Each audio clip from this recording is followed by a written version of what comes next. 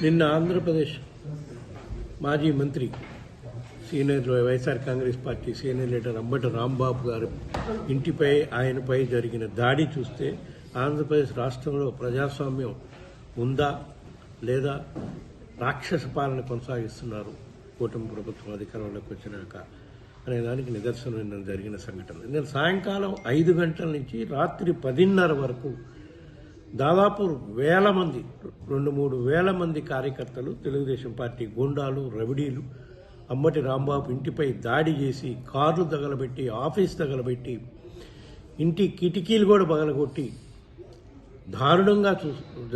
దారుణ చర్య జరుగుతుంటే పోలీసులు ప్రేక్షక పాత్ర పోషిస్తున్నారు. అంటే పోలీసు ఉన్నారు అక్కడ. దేనికి? దాడిని సక్రమంగా జరిగేటట్టు చూడటానికి కానీ ప్రొటెక్షన్ ఇవ్వడానికి కాదనని రుజువైంది నిన్నటి సంఘటనతో. ఈ సంఘటనపై మేము వైఎస్ఆర్ కాంగ్రెస్ పార్టీ అధ్యక్షుడు గారు జగన్మోహన్ రెడ్డి గారి ఆదేశాల ప్రకారం కేంద్ర ప్రభుత్వం దృష్టికి తీసుకెళ్లి ఆంధ్రప్రదేశ్ రాష్ట్రంలో శాంతి భద్రతను పరిరక్షించాల్సిన అవసరం ఉంది.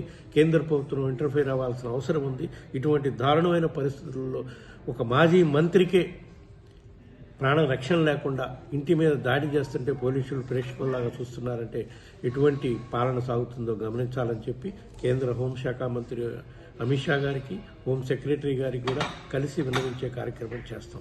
ఇటువంటి సంఘటనలు మళ్ళా జరగకుండా ఉండాలంటే కేంద్ర ప్రభుత్వం చర్యలు తీసుకునే కార్యక్రమం చేయాలి అని చెప్పి వైఎస్ఆర్ కాంగ్రెస్ పార్టీ నుంచి మేము డిమాండ్ చేస్తున్నాం.